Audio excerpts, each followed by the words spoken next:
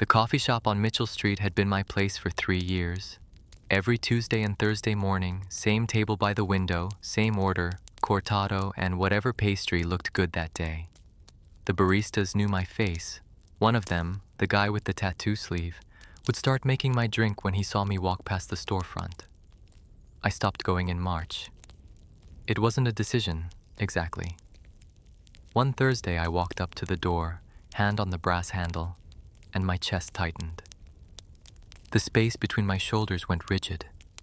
I stood there for what must have been 30 seconds, watching people inside laughing at the counter, steam rising from the espresso machine. Then I stepped back and walked to the chain place 4 blocks away. The coffee tasted like burnt water, but I drank it anyway. The next week, I took a different route entirely. Up Lexington instead of Mitchell, cutting through the pharmacy parking lot. It added 12 minutes to my commute, but I barely noticed. My sister called me on a Saturday. "Want to hit the farmer's market tomorrow? I need to get vegetables before Mom's dinner." The farmer's market. We'd gone together almost every Sunday for the past year. I'd mapped out which vendors had the best tomatoes, knew which table to hit first for the sourdough before it sold out. "I can't," I said. "Hot date?" "Just can't." She paused. "You okay?" "Yeah, just busy." I wasn't busy. I spent Sunday morning cleaning my bathroom, scrubbing grout with an old toothbrush, organizing the medicine cabinet by expiration date. When noon came and went, I felt something loosen in my shoulders that I hadn't realized was clenched. Work was different. I couldn't avoid work, but I started taking the stairs instead of the elevator, all 9 flights. Because the elevator required standing in a small box with other people, their breath and cologne and the rustle of their clothing too close. My calves burned by the time I reached my floor. I told myself it was exercise. The gym itself became impossible sometime in April. I'd been going for 5 years, had a whole routine. Chest and triceps Monday, back and biceps Wednesday, legs Friday. I knew the weight of every dumbbell by sight, could navigate the equipment in the dark. I made it into the locker room one Monday and sat on the bench for 20 minutes, my workout bag at my feet. The sounds from the gym floor filtered through the wall, the clang of weights, grunts of effort, someone's music bleeding through their headphones. My heart rate climbed like I'd already finished a workout. Finally, I picked up my bag and left. I canceled my membership by email. My friend Devin texted about basketball, our regular Tuesday night pickup game at the rec center. I'd played with the same group for 4 years. We knew each other's moves, who'd shoot from where, who played defense, who'd hog the ball. "Can't make it," I typed. "Next week? Maybe." I didn't go the next week either, or the week after that. Devin stopped asking. The library had been my Sunday afternoon refuge. I'd spend hours in the 3rd floor reading room, the one with the high ceilings and old wooden tables. I'd bring my laptop and work on freelance projects, or sometimes I'd just read, surrounded by the specific silence of people trying not to make noise. In May, I tried to go back. I made it to the parking lot, even walked up the front steps. The building looked the same, red brick, white columns, the bronze plaque by the door commemorating some donor from 1923. But my legs stopped working. Not literally, they just wouldn't carry me forward. I stood on the steps while people flowed around me, in and out, their library cards ready, their returns tucked under their arms. I walked back to my car and sat in the driver's seat for 10 minutes, hands on the wheel, going nowhere. My world got smaller. I noticed it the way you notice a room getting darker at sunset. Gradually, then all at once. The routes I'd drive contracted. The grocery store I'd been going to since I moved to this neighborhood? Too far. There was another one, smaller, closer, with flickering lights and produce that never looked quite fresh. I went there instead. Restaurants became takeout, movies became streaming. The park where I used to run, the one with the loop around the lake, the path shaded by oak trees, the spot where you could see downtown between the branches. I drove past it now, kept the windows up, looked straight ahead. My apartment felt bigger, not physically, but in terms of what it contained. It held everything I needed: bed, kitchen, bathroom, desk, couch, TV. I could work from home most days. I could order anything online. People always talked about the convenience of modern life, and I was finding they were right. My sister called again in June. Mom's birthday is next weekend. Dinner at that Italian place in Westwood. You're coming, right? Westwood, 45 minutes away in traffic. Parking would be terrible. The restaurant would be crowded on a Saturday night, voices bouncing off the walls, tables packed close together, someone's chair always bumping yours. I'll try, I said. She really wants you there. I know. I thought about it all week, told myself I'd go, picked out clothes, even got in the shower Saturday afternoon, shaved, put on cologne. I stood in front of the mirror fully dressed, keys in my hand. Then I took off the clothes, put on sweatpants, and texted my sister, "Not feeling great. Tell Mom I'm sorry. I'll call her tomorrow." She didn't respond. By July, my routines had reorganized themselves around absence. I knew which streets to take, which to avoid, which times of day felt possible and which didn't. Early morning was better. Late at night was okay. The middle of the day, when the world was most awake, most full, that was harder. I stopped making plans. It was easier than canceling them. My friends' texts came less frequently. I didn't blame them. I was becoming unreliable, the person who always had an excuse. And they were excuses, weren't they? Even if they felt like something more, something I couldn't quite name or explain even to myself. The furthest I'd gone from my apartment in 2 weeks was the corner store, 3 blocks away. I timed it. 7 minutes there, 7 minutes back. Manageable. Contained. On a Thursday evening in late July, I realized I couldn't remember the last time I'd been inside the coffee shop on Mitchell Street. Couldn't picture it clearly anymore. Was the counter on the left or the right? What color were the chairs? The details were blurring, fading like an old photograph left in sunlight. I could have walked there in 15 minutes. It was close enough that I could probably smell the coffee if the wind was right. But I didn't go. I turned on the TV instead, made instant coffee in my kitchen, and settled into the corner of my couch that had developed a permanent impression of my body. The apartment was quiet. Outside, the city continued without me. People meeting friends, going to bars, sitting in restaurants, living their lives in all the places I used to love. I stayed where I was. August arrived with heat that made the apartment stuffy, but I kept the windows closed. Open windows meant hearing the neighborhood, kids playing, cars passing, someone's music from down the street. Closed was quieter, simpler. I started ordering groceries online. The delivery fee seemed worth it when I calculated the alternative. Parking, walking through the automatic doors, the fluorescent lights, the checkout line. Someone else could do the shopping. I'd just put the items away. The first delivery came on a Wednesday. The driver left the bags by my door, knocked twice, and was gone before I opened it. Efficient. I brought everything inside and unpacked it at my own pace. The bananas were greener than I would have picked, and they'd substituted a different brand of bread, but it was fine, good enough. I added a regular weekly order to my account. Work shifted further online. My boss had been pushing for more remote flexibility anyway, and I'd always delivered my projects on time. When she suggested I take the home office option permanently, I agreed immediately. No more commute, no more 9th floor stairwell, no more pretending to care about conversations by the coffee maker. "You sure?" she asked over video chat. "Some people find it isolating." "I'm sure."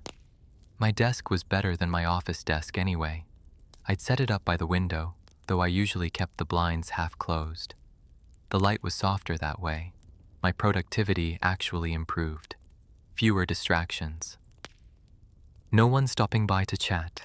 I could work in sweatpants, take breaks when I needed them, eat lunch without anyone commenting on what I'd brought. The metrics my boss cared about, deadlines met, quality of work, client satisfaction, all held steady or improved. In September, my lease renewal notice appeared in my mailbox. I'd been in this apartment for 6 years, knew which floorboards creaked, which burner on the stove ran hot, how to jiggle the bathroom doorknob so it would latch properly. The rent was going up, but only slightly. I could afford it. More importantly, I knew this place. Moving would mean searching for apartments, scheduling tours, meeting landlords, packing, hiring movers, or renting a truck, unpacking in an unfamiliar space with unfamiliar sounds and unfamiliar neighbors. I signed the renewal form without looking at other listings. My phone buzzed less frequently. The group chat with Devin and the basketball guys had gone quiet. My sister texted on birthdays and holidays. A few work contacts would message about projects. Otherwise, my phone sat on my desk, face down, mostly silent. I didn't miss the constant notifications, the pressure to respond quickly, to seem available, to maintain some performance of social connection. This was easier. My daily routine developed a rhythm. Wake at 7, coffee, instant, made the same way every morning. Shower, work until noon. Lunch, usually something simple, a sandwich, leftovers from the delivery. More work until 5 or 6, depending on what needed finishing. Dinner, TV or reading, bed by 11. The weekends looked similar, just without the work hours. I'd clean, do laundry, organize things that didn't need organizing. I'd watch movies I'd been meaning to watch, scroll through articles online, sometimes just sit and stare at the wall, thinking about nothing in particular. It wasn't exciting, but it was predictable. Safe. My sister called in October. Thanksgiving's at Mom's. You coming? Thanksgiving. The whole family crammed into Mom's house. Cousins, aunts, uncles. The noise, the questions about my life, the comments about how I looked different, thinner, tired, something. Everyone talking over each other, the kitchen chaos, the expectation that I'd want to catch up with people I hadn't thought about in months. Probably not this year. Silence on the other end. Then, she's going to be upset. I know. What should I tell her? Tell her I'm sorry. Tell her I'll call. Will you? I didn't answer. She sighed. You can't hide forever. I'm not hiding. Then what are you doing? I looked around my apartment. Everything in its place. Quiet. Controlled. I'm just here. After we hung up, I sat with the phone in my hand for a while. Then I set it down and made dinner. By November, I'd refined my systems. Groceries delivered every Monday. Trash taken out Tuesday mornings before most people were awake. Mail collected once a week, mostly junk anyway. Bills paid automatically online. I had a doctor who did video appointments, a pharmacy that delivered. Anything I needed could come to me. The landlord sent someone to fix a leak in the bathroom. I left a note on the door, asking them to knock 3 times so I'd know it was the maintenance person, and to lock up when they finished. I waited in my bedroom until I heard them leave. The leak got fixed. I never saw who did it. My hair got longer. I trimmed it myself in the bathroom, watching tutorials online, getting better at it each time. It wasn't a great cut, but it was adequate. I wasn't going anywhere that required looking polished. The seasons changed outside my window. I watched leaves turn brown and fall from the tree across the street. Watched the sun set earlier each day. The world continued its patterns, and I continued mine. I thought sometimes about the coffee shop on Mitchell Street, whether it was still there, whether the barista with the tattoo sleeve still worked there, whether anyone had taken my table by the window. But I thought about it the way you think about a place from childhood. Distant, disconnected, belonging to someone else's life. December came. Holiday decorations appeared on my neighbors' doors. I could hear Christmas music faintly through the walls sometimes, my inbox filled with party invitations, happy hour meetups, year-end celebrations. I archived them all without responding. My sister sent a family photo from Thanksgiving. Everyone gathered in Mom's living room, smiling at the camera. There was a gap in the back row where I would have stood. I looked at it for a moment, then filed it away in a folder I never opened. On Christmas Eve, I ordered Chinese food and watched old movies. The delivery driver left the bag by my door as usual. I ate straight from the containers, didn't bother with plates. It was quiet. Perfectly, completely quiet. New Year's came and went. I watched the ball drop on TV, alone with leftover Chinese food and a beer I'd had delivered weeks ago. When midnight hit, fireworks popped in the distance. I turned up the volume to cover the sound. January arrived cold and gray. A year had passed since my last reliable knowledge of the outside world had been relevant. I barely noticed. The news still updated online. The world still turned. I just watched it from here, from this safe, small space I'd constructed. My routines felt less like routines now, and more like just how things were. The shape of my days, the boundaries of my life. I didn't call it hiding because that implied something temporary. This felt permanent in a way I couldn't quite articulate and didn't try to. It simply was. On a Tuesday morning in late January, I made my coffee and sat at my desk. The window showed the same street, the same buildings, the same tree, bare now, branches dark against the winter sky. Everything outside continued without my participation.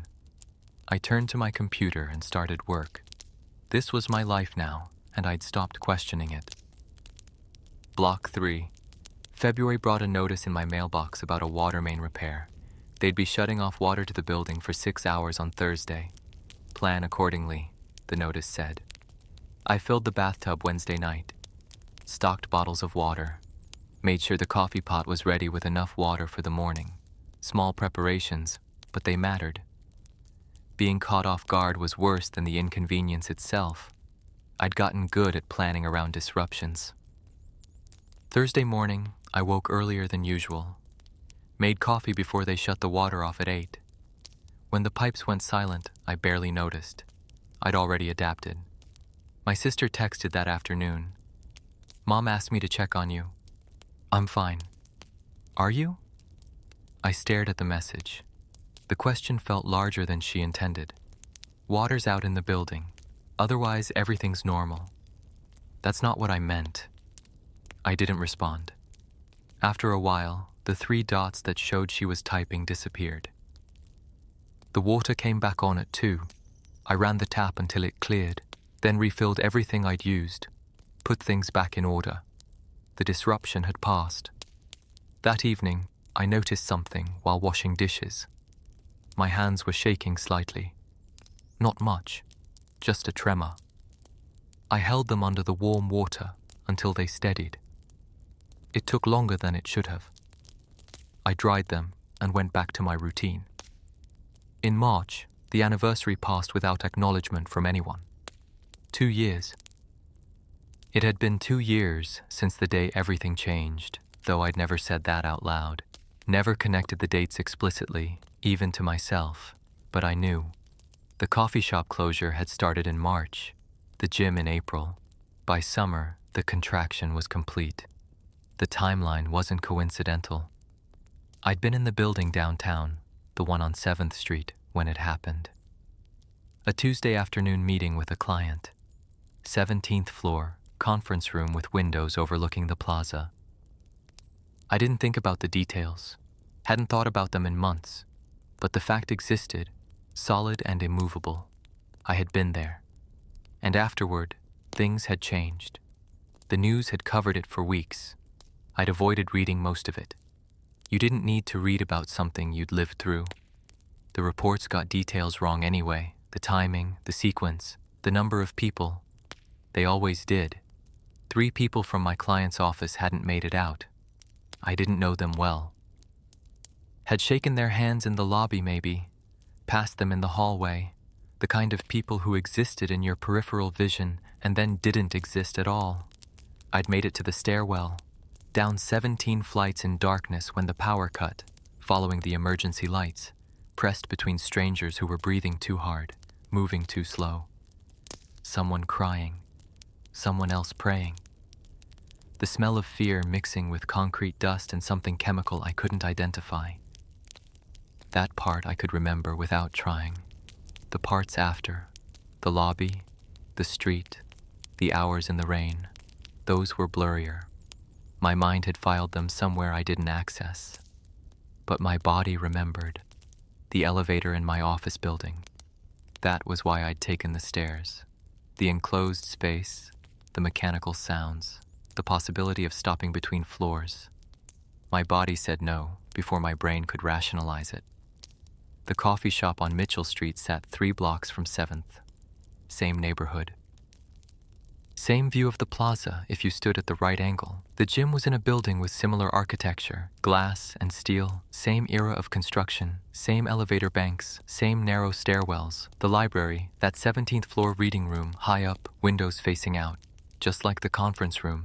My sister's favorite restaurant in Westwood was on an upper floor, required an elevator, crowded, loud, no clear exit. I'd never made these connections consciously. Never sat down and mapped the geography of my avoidance.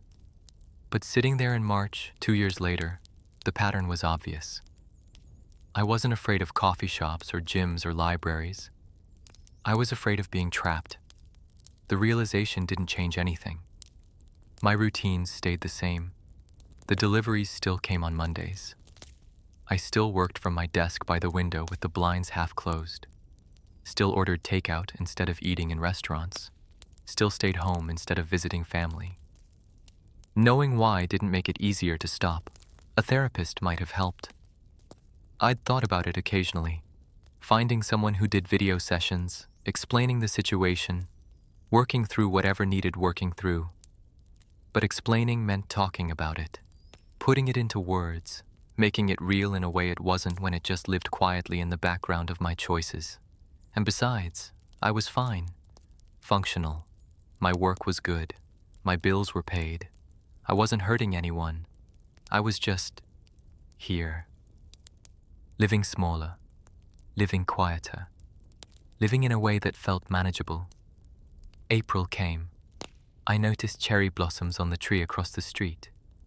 They bloomed pink for a week, then scattered in the wind, petals covering the sidewalk like snow. I watched from my window.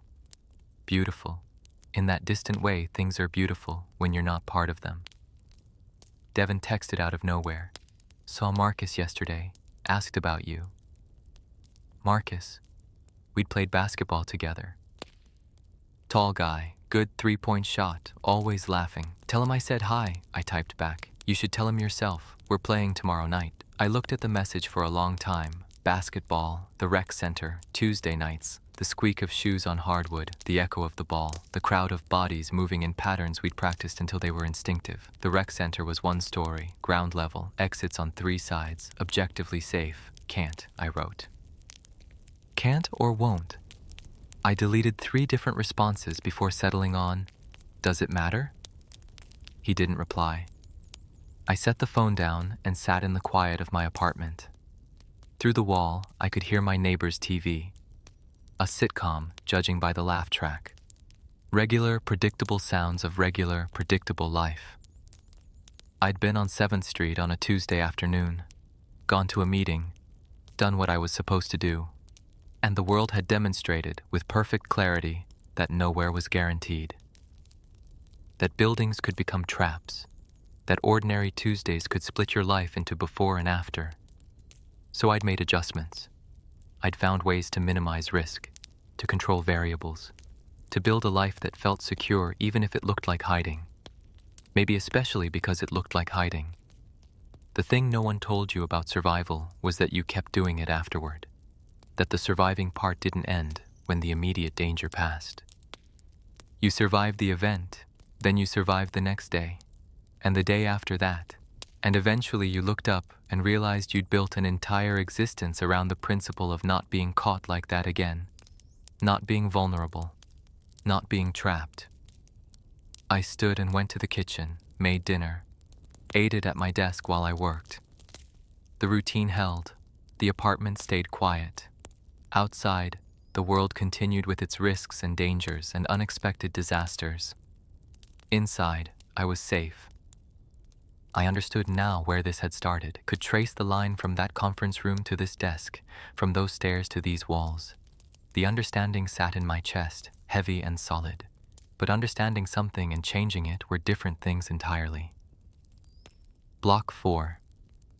Spring moved into summer. The heat returned, and with it the same choices. Windows open or closed, outside noise or inside silence. I kept them closed. My lease renewal came again. 7 years in the same apartment now. The rent went up more this time, enough that I noticed. I could have looked for something cheaper, maybe found a better place, more space, different neighborhood. I signed the form.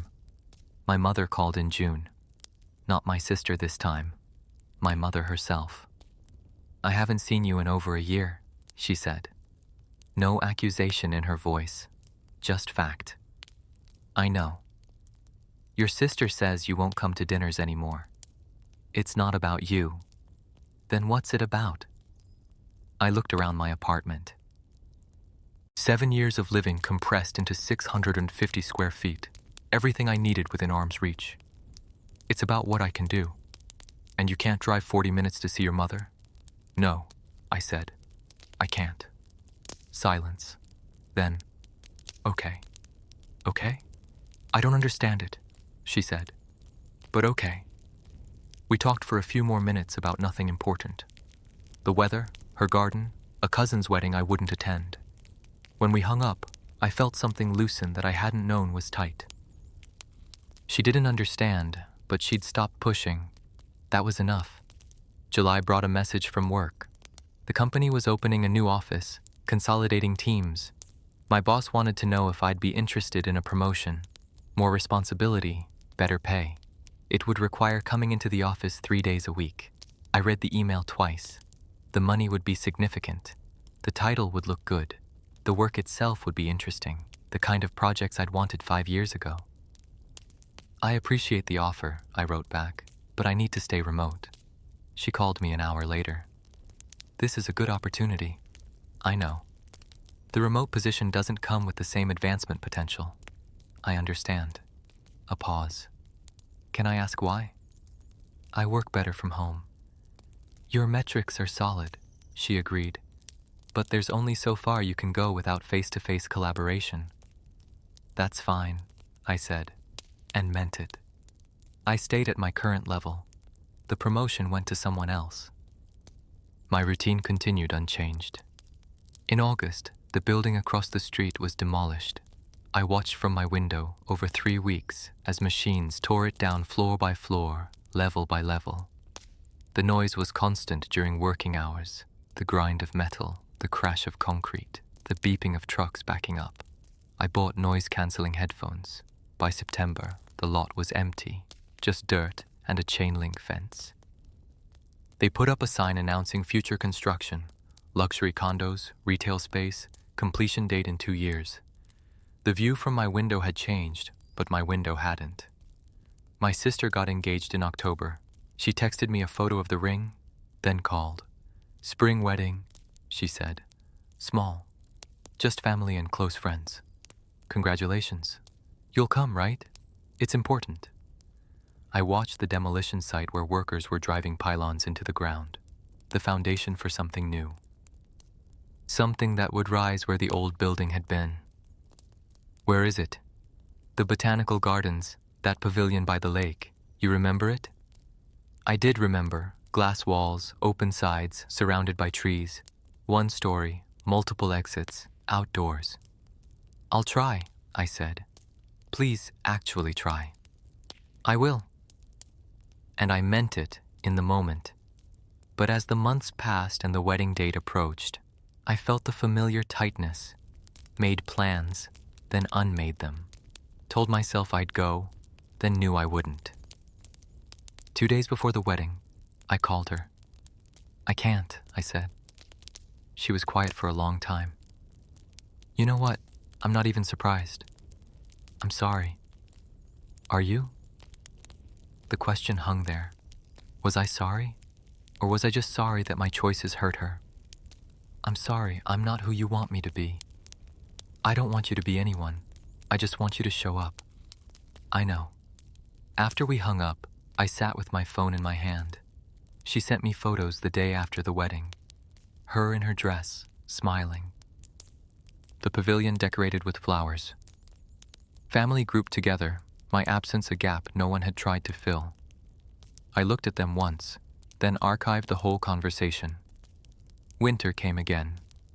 3 years now since the coffee shop, since the gym, since the library. 3 years of deliveries and video calls and staying within my shrinking radius. The building across the street rose slowly. By December, the frame was visible. Steel beams forming the skeleton of something that would eventually house people, businesses, lives. I watched it grow from my window. This new thing built on the footprint of what had been destroyed. My own world had contracted to fit inside these walls. Work, sleep, meals, routines. The same paths worn into the carpet, the same seat on the couch, the same view of the same street. On New Year's Eve, I didn't watch the ball drop. Just went to bed at my regular time, woke at my regular hour. The year changed, but nothing else did. In January, I thought about the coffee shop again, whether it was still there, whether it had changed. I could have looked it up online, found recent photos, seen what had become of my old table by the window. I didn't. Some places existed now only as coordinates on a map I no longer navigated. The coffee shop, the gym, the library, my mother's house, my sister's wedding venue. Real locations that other people visited, lived in, loved. Places that continued without me. And that was fine. I wasn't trying to get back to them anymore. Wasn't telling myself someday or eventually or when I'm ready. This was the geography of my life now. Small, contained, manageable. The world outside remained full of risk I couldn't control. Buildings, crowds, elevators, distances.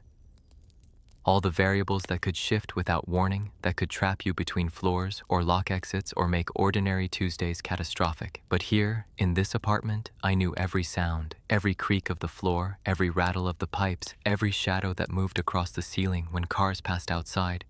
Here, nothing surprised me. I had survived something that taught me the cost of being unprepared. So I'd prepared by limiting exposure, by choosing certainty over possibility. By accepting that some places I used to love would remain unreachable, and learning to live with that distance. My sister stopped calling. My mother sent cards on holidays, birthday, Christmas, with notes saying she loved me, hoped I was well. I sent cards back. Devon's texts stopped completely. The connections thinned, but didn't break. They existed at a distance I could manage, a distance that felt safe. The building across the street continued rising. By spring, it would have walls. By summer, windows. Eventually people would move in, live their lives in spaces that hadn't existed 3 years ago. They'd look out their windows at my building, maybe see my window. Never know I was watching from the other side. Life adapting, rebuilding, continuing. I made my coffee the same way every morning, worked at my desk, ordered my groceries, paid my bills. The routines held. This was survival too. Quiet, unglamorous, invisible survival. Not the dramatic kind from that Tuesday 3 years ago, but the sustained kind that came after. The choice to keep going, even if going meant staying still. I didn't love it, but I didn't hate it either. It simply was. The shape my life had taken, the borders I'd drawn. The world remapped into distances I could tolerate. And every morning I woke up inside those borders, made my coffee, and continued. That was enough.